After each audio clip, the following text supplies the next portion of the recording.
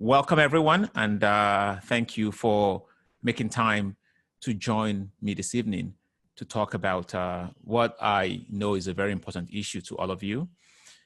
It is to me as well, and I feel I am not nearly as close to the matter as all of you are. And so I'm really looking forward to having a discussion about some of the things I'm going to talk to you about today. As Ernst mentioned, this is a two-parter, and in the first part, I'm going to focus on changes to contained in Bill 30 that suggests a move towards privatization of the healthcare system in Alberta. A few things I should mention before I jump into it. The first is that since Bill 30 was introduced and throughout the time that we've seen this sort of rapid changes through legislation to the healthcare system. Really, it's not been just me alone working on these issues. I have worked closely and in collaboration with a colleague of mine, Lorraine Hardcastle, who's a professor at the University of Calgary Law School. She has very deep expertise in healthcare law and health systems law. And even in preparing for this presentation, she and I spent quite some time talking through the issues and just trying to address together our understanding of these legislative changes. And that's really important because, as you understand, the government has been very quick with this, and it's been one thing after the other. They've dropped on everyone's lap a massive bill that makes a lot of changes to the healthcare system. And so it's very important that people like me work in collaboration with others like Dr. Hardcastle to try and wrap our heads around all of these changes and how they impact the healthcare system, because we of course want to get it right. So I just want to give a shout out to her. She's been quite instrumental in shaping our common understanding of what's going on here. The second is I need to provide a few caveats. The first is, again, this is an omnibus legislation thrown on our laps very quickly in the midst of what you know to be a very difficult time for physicians in the province and all the controversy and dispute and the situation that the provincial government has placed everyone in. And so the approach I'm taking here is to try to be as factual as possible, to explain the legislation and the parts of it that I understand very well as clearly as possible, but not to speculate too much about where this is going. In part because it's a fast-moving target, and I think many of the impacts of the changes would emerge in time as we start to see the government implement its vision as it contemplates through the changes made in Bill 30. It's also important to understand that when legislation is amended in this manner, it takes some time to understand what everything in legislation means. And because it's legislation, it's expressed at a very high level of generality. It's legislation will never go into the details. And so I think as we go through the legislation, keep in mind that much of what you're going to see happen over the next few years will be things that are based on the government's policies and ideologies that are not apparent to anyone right now. So there'll be things that only the government knows about, and we don't have access to that information. But we can try and at least sort of speculate as to what those policies might be based on what they've expressed in legislation. Legislation is usually very dry, very boring, very limited in the scope of what it explains. I want to keep in mind that our understanding might change or might vary depending on how the government starts to implement policies that they see as an interpretation of legislation. One last thing I should mention is that I've titled this a privatization story for a reason. It's important to understand that the Alberta healthcare system, and indeed the healthcare system in Canada, despite what anyone might have heard about it being a public healthcare system, is in fact has components of it that are private and based on a private system. And I will explain that a little bit more shortly. So this is a privatization story, not the privatization story. It's not as if this is the first time we're seeing privatization happen in Canada or in Alberta.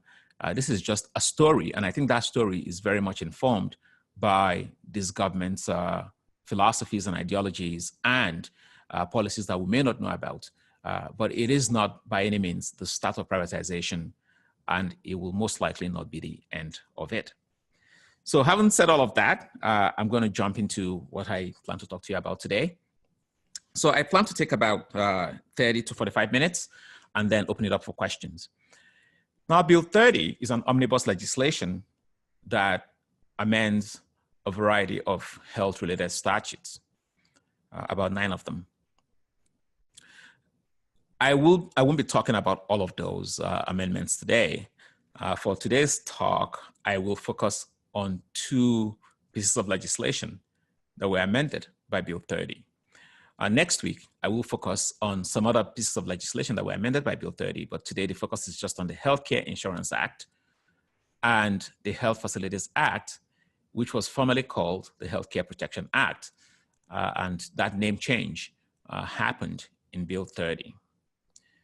I will also focus on the public system essentially. So on services that are publicly insured services, services that are provided or that were provided by physicians and dentists as contemplated in these 2 statutes, which are paid for by the government. So things that are covered by the public insurance system. So I won't be talking about services that are paid for out of pocket by patients or which are covered by systems of private finance, such as private insurance. I think these amendments will ultimately move us in the direction of private finance. And I'll comment a bit about that toward the end of my presentation. But my main focus for today's talk is on public finance and public insured services. So before we get into Bill 30, it's important to understand what the context was before Bill 30, especially the private context. It's important to understand what I mean by when I say that it's a private system and that it's always existed. Bill 30 is not introducing something new. It might be expanding and reshaping something that has always existed. It's not introducing a private system into our healthcare system. So what was the context before then? Now, I'm sure many of you on this webinar will understand this already, so I apologize if I'm explaining to you things that you already know, but I feel it's important for us to have a common understanding from my perspective as to what that context was before Bill 30.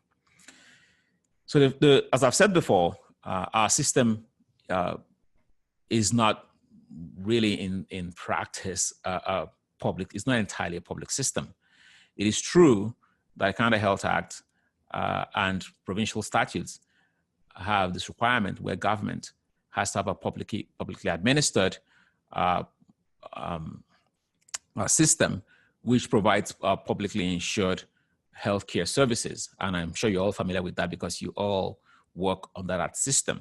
However, it's important to note that private finance does play a role in our system, whether in the form of private insurance for certain services or out-of-pocket costs to patients.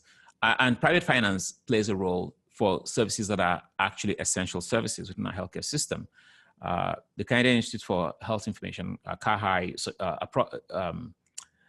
data from CAHI suggests that approximately 30% of health spending is through private finance. Under Alberta law, no private hospitals are allowed.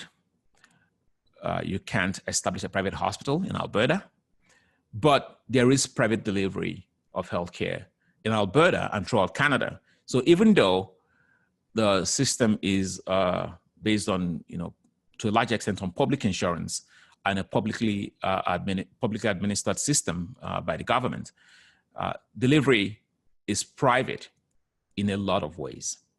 So as you know, the individual physicians who deliver services under a fee-for-service basis, that can be considered a form of private delivery. But you also have professional corporations who deliver healthcare as well. So the way to think of our system is that it's publicly administered, but not exclusively publicly delivered. That's really important. So we've always had some form of privatization. So I think when we say, Bill 30 is privatizing the system, we really need to sort of be careful about that, because what it's doing is not privatizing the system so much as it's expanding and changing the ways in which private delivery happens. But we've always had private delivery in the system. Now, the Canada Health Act is implemented in Alberta, and that implementation constrains our system of private delivery and private finance in a lot of ways. Most of you will be familiar with this already because, again, you work under the system. But as you know, you cannot use private finance for publicly insured services. So services that are publicly insured cannot be paid for out of pocket by patients. You can't ask them to pay out of pocket, and you can't bill to private insurance for those same services. As you know, there can be no double dipping, which means that if you're a physician, you have to opt into physicians are opted into the public system. And if you want to maintain a practice in the private system, you have to opt out of the public system. To the best of my knowledge, I believe nearly every physician in Alberta, maybe except one person, is opted into the system. You can't have it both ways, essentially. You're either in the public or the private system. Some provinces actually prevent physicians from practicing in the private system at all, but Alberta does give you that option. You also know that you cannot charge patients user fees if you're providing publicly insured services. And of course, there's no extra billing allowed, which means that you cannot charge patients more than the public tariff, more than what you're billing the public system for the services that are provided. So this is the framework, sort of a basic framework of how things operated before Bill 30. Now, in the surgery context, because that's a context we're going to be talking about, you may also know that the government does pay for surgical services as well. There are surgical services that are covered by the public insurance system. Those surgical services under the Healthcare Protection Act, or what is now known as the Health Facilities Act, are provided in public hospitals or in surgical facilities that are designated as such under Division 1 of the Healthcare Protection Act, or what is now known as the Health Facilities Act. So these designated surgical facilities can and are indeed oftentimes private. And they're designated to provide insured surgical services. So they bill the government. So again, this is not new. It was there before. And under the Health Facilities Act as well, you have facilities that are designated to provide uninsured inpatient surgical services. These facilities, I suppose the question is, why have them under legislation? I think it's because the government wants to sort of keep an eye on them and make sure they're accredited and they maintain certain kinds of standards. So the designation process for this works differently from the Division 1 designation. These Division 2 surgical facilities do not provide insured surgical services, but they provide services that are not covered by the system of public insurance. Again, this existed before Bill 30. So what did Bill 30 change? What changes exist under Bill 30? So the first thing we should note right off the bat is that the framework for public insurance and public administration remains largely unchanged under Bill 30. Bill 30 has not introduced a system of private finance or changed how the public finance and public insurance system works. That is largely unchanged. As I said before, maybe this is coming, but it's not there now. The main focus of Bill 30 includes changes that expand private delivery options. So this is really key. It expands options for private delivery beyond what it was before, beyond what I just told you about. And we're going to look into how that, what those changes are. The second thing it does, and I think this will be of interest to many people on this webinar, is that it alters the exclusive billing relationship between the government and physicians and dentists. Prior to Bill 30, only physicians and dentists really could bill the government on a fee-for-service basis. And I won't tell anyone on this call about how, that has played out recently. And what Bill 30 does do is alter this exclusive billing relationship and create new forms of financial relationships and billing relationships between the government and other types of entities. So let's look at one of the first key changes. Bill 30 introduces a new type of provider or biller that can bill the government. So again, it alters this exclusive billing relationship between the government and physicians and dentists by allowing a new form of provider or biller to bill the government for services. So who is this new entity, person, biller that Bill 30 provides for? It creates a new category of provider or biller called the person. Now, as a lawyer, this is it made me chuckle. It's very interesting. It's really, if you have to think about how people draft legislation, sometimes this is one that is quite devious, I think. So who is a person? I use this meme because typically when you want to draft legislation, you can say this legislation applies to physicians, dentists, corporations, whatever. But the way this is done is they say, look, a person is now a new type of provider or biller. And in defining a person, they define by excluding certain categories from the definition of person. So if you look in the amendments, what you're going to find is not the definition of a person, but who is actually not a person. So the definition is that a person is not a professional corporation or an individual. So I hate to tell you this, but Bill 30 does not consider doctors and professional corporations to be persons for the purposes of this change. So by excluding professional corporations and individuals, I think what they're doing in effect is admitting other kinds of corporations as new providers or billers. So if you're a corporation other than a professional corporation, you can bill the government to provide services that are insured by the government. So for example, private corporations, but also public corporations could, but private corporations could, in fact, bill the government now for services. So this is, I think, the major change in the legislation is introducing a new category of provider or biller.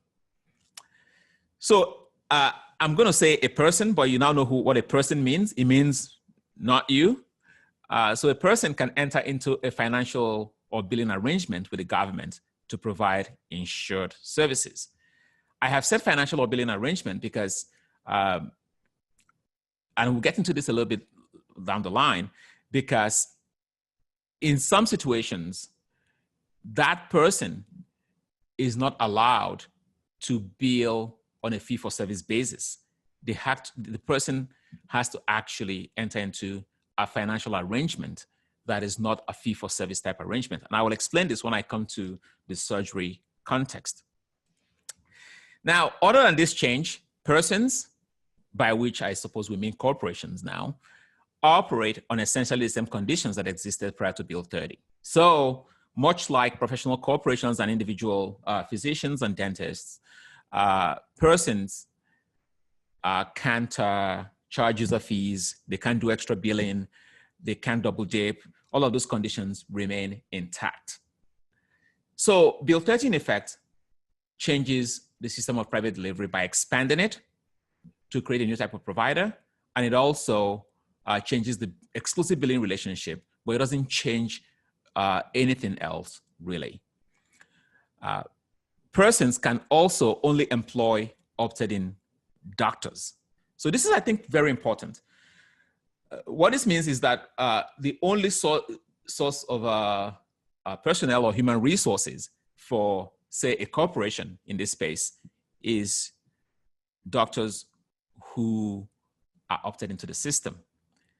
So it means that the public system essentially, and of course, professional corporations will now be competing for human resources with corporations that start to operate in this space. Now, the government pays the person, the private corporation, not the doctor who provides the service. So say, for example, we have a corporation, so we have, let's call the corporation TELUS. Let's say that corporation, well, let's not call it TELUS, I don't want to get sued. So let's call it Corporation A. Let's say Corporation A were to enter into a financial arrangement, a billing arrangement with the government. Getting a little bit of, there's a kind of a brownish stain right here, and right, it's sort of hard to see, but I wonder if we could do a little bit more stain removal to see if we can get that out. I know it's hard to see. Sorry, I'm hearing something about stain removal. I think that's somebody else on the line. Can we mute that? Oh, thank you. So, right. So the government pays the corporation, the person, not the doctor who is employed by the corporation to provide a service. So that raises a question for me, which I'm happy to park for now. What if the corporation becomes insolvent? Say you're working as a physician for a corporation, and that corporation has a financial arrangement with the government, and you provided some services and the corporation becomes insolvent. You can't bill the government for those services you provided.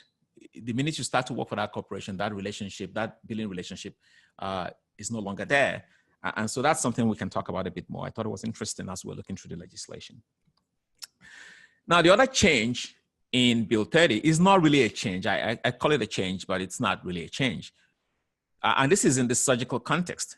They have rebranded surgical facilities. Nothing about what I'm going to describe to you right now is new, really. Instead, it's a rebranding. As I explained before, under the legislation before Bill 30 was introduced, insured surgical services could be provided by public hospitals or by Division 1 designated facilities. Under the changes, it rebrands surgical facilities other than public hospitals as something called chartered surgical facilities. Now, chartered surgical facilities include both Division 1 and Division 2 designated facilities. So it's just now a new name for something that existed. So this now means, it could mean a facility that's designated to provide insured surgeries, or a facility that is designated to provide uninsured inpatient surgical services. They've just given it a common name. Now, I spent some time thinking about why they did this. It is possible that it's just one of those let's clean up the legislation type things. Have names that make more sense to us. I, for one, am somebody who's quite suspicious of this government's motives. So I'm not entirely sure that I find it compelling to believe that there's no reason behind this, but I don't know what the reason is. And I have searched and I've spoken to colleagues about this. I don't know why they will rebrand it this way, but it doesn't seem to be any real, if the change doesn't really seem to have any sort of practical effect. So why have they rebranded it? I'll be curious if anyone knows why they've rebranded it and anyone can share, because I don't know. Now, these surgical facilities can provide publicly insured surgical services or uninsured services depending on designation. So I suppose what you're going to see is, say you have, you're interested in having one of these facilities, you can apply to the government saying, I want to open a publicly insured I want to open a chartered surgical facility to provide insured surgical services. And then when you go through the process for doing that and submit all the documents, they will designate you as such. So I suppose when you get your letter of designation, it'll be something along the lines of, you are a chartered surgical facility designated under Division 1. Or you could be a chartered surgical facility designated under Division 2. Again, this is not a new thing. You can't be, obviously private hospitals are banned in the province. So the chartered surgical facility cannot be a private hospital. It must be accredited by CPSA. This is not new. It cannot perform surgeries designated as major by CPSA bylaws or by government regulation. Again, this is not new. Nothing here is new. It can, to provide insured surgical services, it has to do so with opted-in physicians. Again, nothing new about that. So this seems like just a mere rebranding, and I can't quite put my finger on why it's been rebranded. Now, what that means in effect is that a chartered surgical facility can be operated by an accredited individual, by an accredited professional corporation, or by an accredited corporation. Again, that's not a new thing. Before the legislation, before Bill 30, this was essentially the case. Now, I don't know for a fact how many surgical facilities in the province are run by private corporations, but that was something that could happen under the legislation before Bill 30.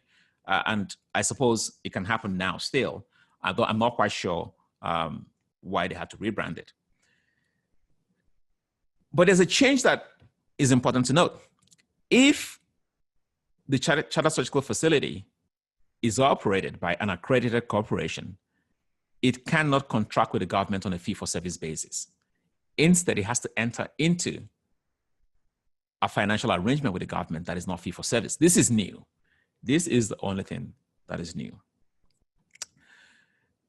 It cannot charge patients for what is called facility services, so things like nursing and lab services. This is not new. No user fees. You can't charge user fees. It can't charge fees for priority access. And it can charge patients for enhanced services, but it cannot grant patients preferential access because they bought enhanced services. Now, enhanced services is something I think is interesting to watch. It happens under the current system. Or in the system that existed before Bill 30, it'll be interesting to watch how it happens. I have some concerns about enhanced services, especially in a situation where you're offering enhanced services that are of lower quality compared to what the public system offers. So in summary, in the surgical context, there really isn't much that Bill 30 brings to the table other than a name change, but also this idea that if you're an accredited corporation providing surgical services, a fee for service is not what the government wants to pursue here, but rather you have to enter into a contract with the government for a different kind of alternative payment arrangement.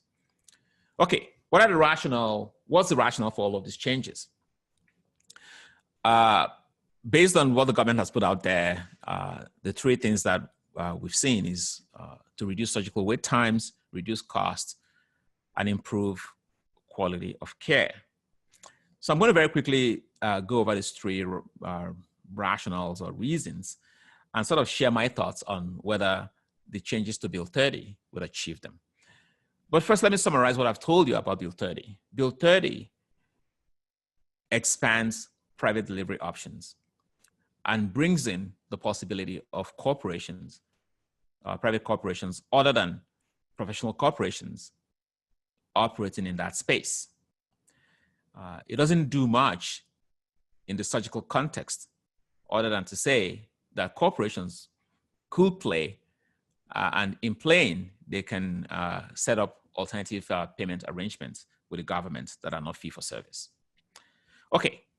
I don't have to tell anyone in this room, wait times are a problem. You know, if you go to Kai data, you will note that it's not getting better. So I think the government is right to say they need to deal with wait times. The issue is this the best way to deal with wait times? So will private delivery shorten surgical wait times with the expansion that I've just talked about, shorten surgical wait times? My take on this, and I'm curious to hear your views on this during the Q&A, is most likely not, at least not by itself. The weight of the evidence suggests that simply expanding options for private delivery will not do the job. You have to make improvements to the public system. You have to, there has to be some recruitment that is done. There's much more systematic things that can be done other than just saying we're expanding options for private delivery. And I think the way the government has gone about it, it will not achieve what the government is looking for without hurting the public system. So I think there might be some gains, but those gains there'll be corresponding losses to the public system. So let me just highlight a few of what I think might be those losses or pain points to the public system. So I think increasing surgical capacity, for example, requires additional health professional hours. So if we're thinking about surgery context, if the government is planning to reduce surgical wait times, they're going to need people to do those surgeries. So what are the options for recruitment? You could recruit new staff to Alberta. I don't know if that's possible in the current environment. I don't know any doctor who wants to come to Alberta, but maybe you guys know and can tell me about people who are waiting in the wings to come to Alberta. And I'll just leave that there. So I think that's going to be very challenging for the government in the new environment. They could recruit from the public system. So they could offer all kinds of incentives. And I think there are some incentives that will just come built in. So, one thing we know about corporations when they get involved is that they tend to work for shareholder value, not necessarily for the benefit of patients, especially if that doesn't jive with shareholder value. We know that they will be looking to skim off the less complex cases so they can do as many of this as possible. And they might actually offer incentives like better hours. Physicians might be able to sort of do more of these surgeries. Surgeons might be able to do more of these surgeries and get paid more without having to, sort of exhaust themselves the way they would in the public system. And so that might incentivize many surgeons to move over to the private system, thus depleting the public system. But they also go with, additional, not just surgeons, but anesthesiologists, nurses. So I suspect that there'll be a loss of human resources to the public system if they start to recruit from the public system. So the point here is we're going to need an increase in surgical capacity to deliver on this promise of shortening surgical wait times. So where are you going to get staff from is the question. All the evidence we have suggests that the private system, again, as I said before, will be skimming off the least complex cases. I don't see, how it will be to their interest to take on more complex cases, but also the fact that I think they might not be equipped in terms of facilities to handle these more complex cases. And so what might end up happening is that they skim off the least complex cases, which will then leave the public system with a backlog of complex cases, and then increase wait times in the public system, especially if you add in the element of loss of human resources. So treating more complex cases with fewer staff will likely drive up wait times in the public system. And there's good evidence that this has happened in other systems that have attempted this. And I know the government likes to cite the Saskatchewan Surgical Initiative, but as we all know, that didn't work just off of creating a system to soak up the surgeries. In fact, when that wasn't working, they had to turn to other types of initiatives to try and have an impact on the wait times issue. Will private delivery reduce costs? Again, my report card on this, my verdict on this is most likely not. Most likely not because, again, I think when you have a system that's working for shareholder value, and and for return and for getting a return for investors. That's going to be their focus, not necessarily to try and do things that are beneficial to patients or to the system. So I think the cost to the system is likely to be more. So and when I think of cost to Albertans, and the cost to the healthcare system is likely to be more because of this skimming phenomenon that I've described. So if we assume that the cost per surgery is going to be the same, regardless of where the surgery is performed, whether it's performed in the public system or private system, then you can see a situation where the system is paying more because the private system is skimming off the less complex surgeries.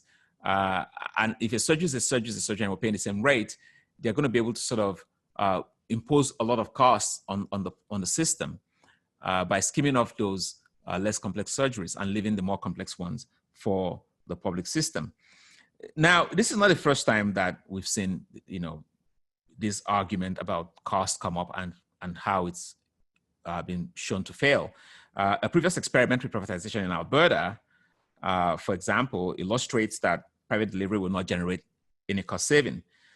Between 2004 and 2008, the Calgary Health Region contracted with the Health Resources Center, which was a private outfit, to pay them at least $30.6 million to perform orthopedic procedures on publicly insured patients. The per case rate paid to HRC, which built in a 10% margin for profit, was higher than in the public system, despite the fact that HRC took on the less complex cases and had lower overhead costs than public hospitals. It cost them about $486 more per hip and knee replacement, $515 more it cost the system more, about $400 more for hip and knee replacement to do it through HRC. It cost the system $515 more for shoulder replacement and over nearly $2,000 more for foot and ankle surgery than in the public system. So we've seen this, it's happened before, and it's likely to happen again. And when the company that owned HRC ran into financial difficulty, Alberta Health Services swooped in and bailed them out at considerable cost to taxpayers. So, that's like a double hit. So in effect, the system itself was not beneficial, did not benefit from moving these surgeries to the private, to HRC. But when HRC ran into trouble, who was there to bail it out? The public system. So I don't think this, based on evidence of what happened before, is going to be any different now, or at least the government hasn't answered the question about what will be different this time. So because they need to deliver return to investors, they will build in a margin for profit, which will drive up costs and make it generally more expensive to do these surgeries in the private system than in the public system. Okay, lastly, will private delivery improve quality of care? Again, I don't think so. I don't think, for this, I'm just going to rely on all the studies that we've looked at that show that for-profit delivery leads to poorer outcomes. We have a paper under review right now, Dr. Hardcastle and myself, where we review the evidence, and I'm happy to share that with everyone. But let me just say that if you look at all the evidence, if you review all the evidence, there's just no indication that this is going to lead to better outcomes. In part because these corporations, if they get involved, because they are beholden to their shareholders, I don't see how they are going to place patient care and quality of care above a profit. The only way, so what I'm suggesting is that quality of care is basically going to depend on how much profit they're making and their view of profit. If those two things are at loggerheads or they're inconsistent with one another, then they're simply not going to favor good quality care over making profits. And this is the experience in countries where this has been tried. And again, like I said, the evidence suggests that it's going to lead to poorer outcomes. One question I do have, though, is, and I'd like for someone from the CPSA to provide an answer to this, is we know that physicians, individual physicians, surgeons, and dentists are subject to professional standards. These corporations are not, to the best of my understanding, subject to professional standards. So when they start operating, they will have to be accredited, but how do we apply professional standards to them? We can apply it to the physicians who work and surgeons who work for them, but they don't have their own standards that they have to meet that is compelled by the professional colleges. So I think that needs to be sort of sorted out or resolved in some way, because if they don't have to meet the same standards, then they can, in fact, decide not to meet those standards, and that might actually lead to lowering the quality of care as well. All right. Just take a couple of minutes before I open it up for Q&A to talk about the road to private finance. As I said, Bill 30 maintains all the limits on private finance. It doesn't change much in that arena. This is just a story of expanding options for private delivery and a story of ending the exclusive billing relationship with physicians and surgeons and dentists. But it doesn't do much on private finance. However, we know that this government is minded to go in that direction. And how do we know this? Well, first thing I should say is that, as many of you know, private finance has come under a lot of legal challenges in recent years. There's the Cambridge surgeries case in BC, which will wind its way through the courts and will end up at the Supreme Court of Canada. And in that case, the Cambridge surgeries is challenging BC laws that ban extra billing, that ban double dipping, and that ban private finance. And depending on the outcome of that case, so let's say they're successful, and that is deemed to be a violation of the Constitution, then what you might see is that our government will be emboldened to explore private finance. I don't think it's a secret that they actually are fans of private finance. So I think that's something to watch out for. But also, the minute corporations start to operate in this space, and this is something that we've been trying to wrap our heads around, Dr. Hardcastle and myself, is if they start to operate in this space, are they going to be content with just, setting up private clinics or private surgical facilities? Is this what really the play is? If we look at other countries and the big players in other countries, are they going to move to Alberta for just that? So they might want the government to sweeten the pot a little bit to incentivize participation in the system. And there's two ways I think this is going to happen. I think, if we start to see uniformity in terms of these changes among provinces. So, if Saskatchewan and Manitoba, for example, were to go in this direction as well, that might create a big enough market for these corporations to play in. But also the other way this might happen is that once they're in here, they might go, well, this is not enough. So let's sweeten the pot by going in the direction of private finance so we can have more payers and more things that we can do. And who knows, maybe all of that is in the horizon, but it's something to watch out for as well. But we also know that it's no secret that the UCP and this government through their Fair Deal panel have stated a preference for changing the system and for providing for two-tier healthcare. So I think, it's just a matter of time. This might be the first step, but I certainly don't think is the last we're going to hear about this. So that's all I have in terms of a presentation. Thank you for listening. I hope that was instructive in some sense, but thank you for listening.